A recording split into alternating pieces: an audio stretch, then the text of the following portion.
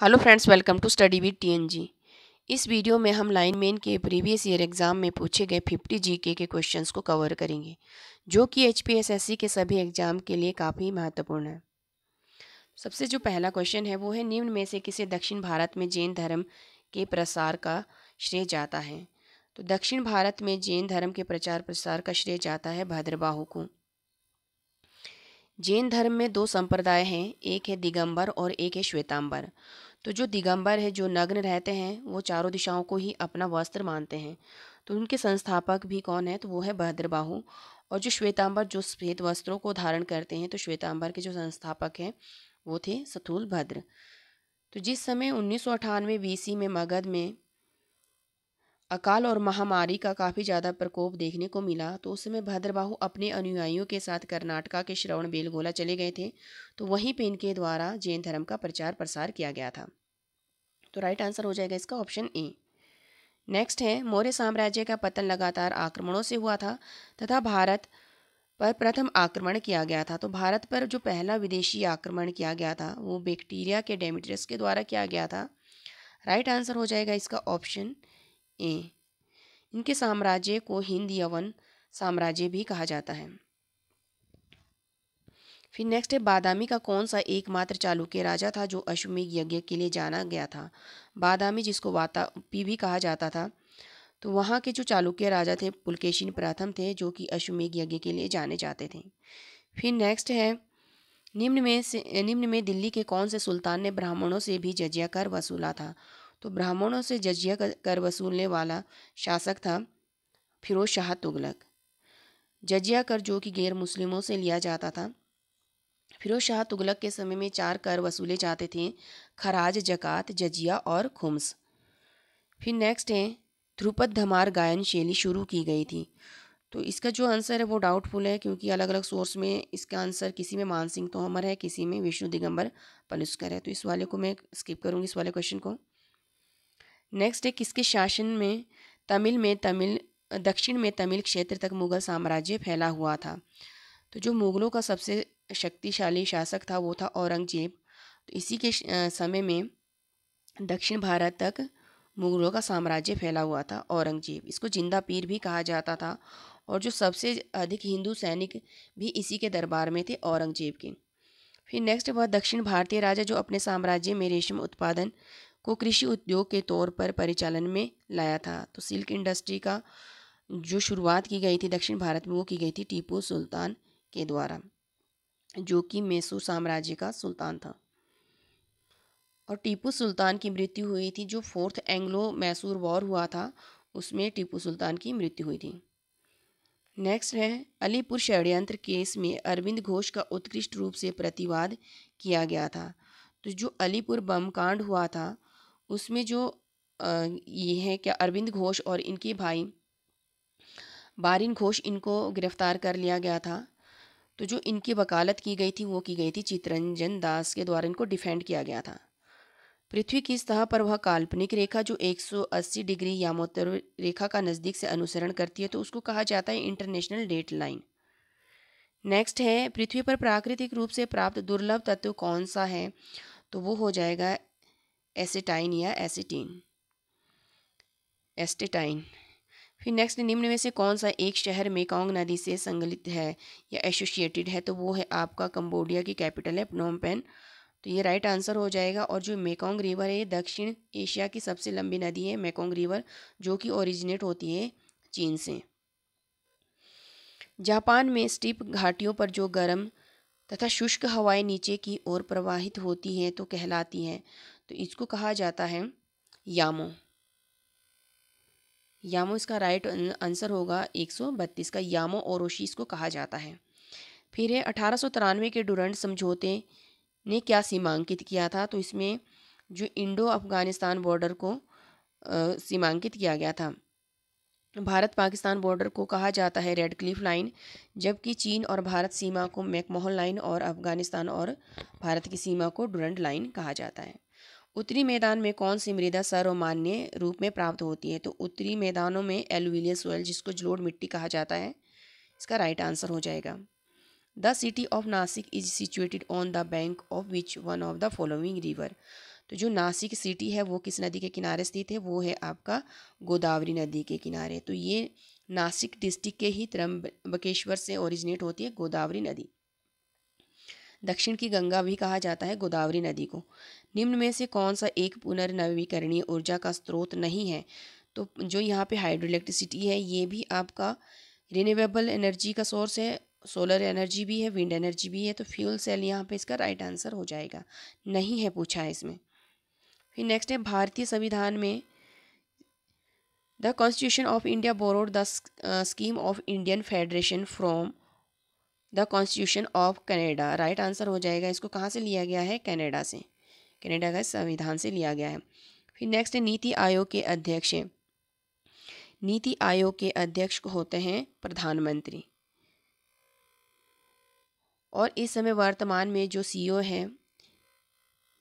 है नीति आयोग के वो हैं श्री परमेश्वर नायर, और जो वाइस चेयरपर्सन है वो है सुमन बेरी।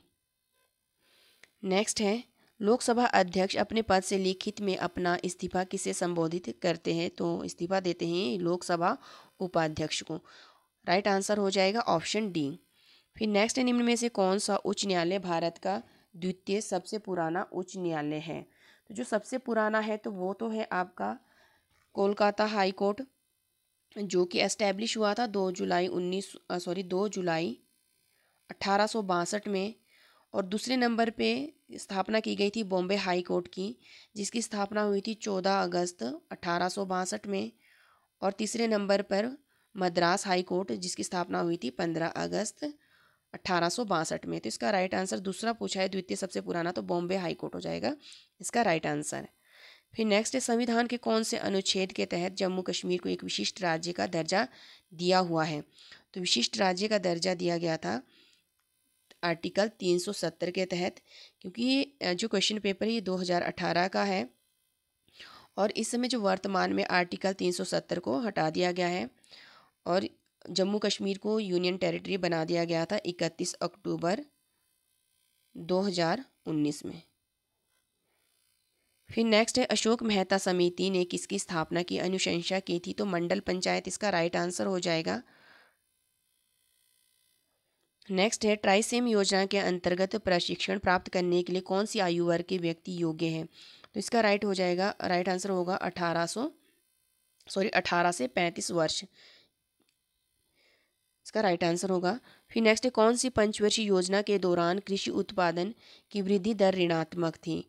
तो वो थी आपका जो तीसरी पंचवर्षीय योजना थी। टारगेट रखा गया था यहाँ पे 30% का। इसी समय क्या हुआ था 1962 और 1965 में चीन और पाकिस्तान के साथ भारत का युद्ध हुआ था, जिस कारण इसका जो उत्पादन की वृद्धि दर थी वो नेगेटिव रही थी, ऋणात्मक रही थी।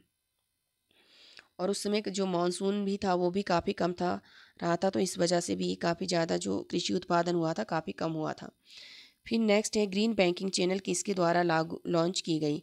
तो ये 2018 का करंट अफेयर का क्वेश्चन है, तो ये SBI के द्वारा किया गया था। फिर नेक्स्ट है जब ढक्कन खुला हुआ होता है तब शीतल पेय को संतुलित रखा जाता है क्योंकि भार पहले बढ़ता है और फिर घटता है। इसका राइट आंसर हो जाएगा ऑप्शन सी। नेक्स्ट है निम्न में से कौन सा ईंधन गैस वेल्डन में प्रयुक्त होता है? तो वो होता है एसिटिलीन, इसका राइट आंसर हो जाएगा ऑप्शन डी। फिर नेक्स्ट है निम्न में से कौन सा पदार्थ जब पानी में घोला जाता है तब ऊष्मा उत्पन्न करता है? तो वो होता है आपका अनभुजा चूना, जिसको क्विकलाइम बोला जाता है।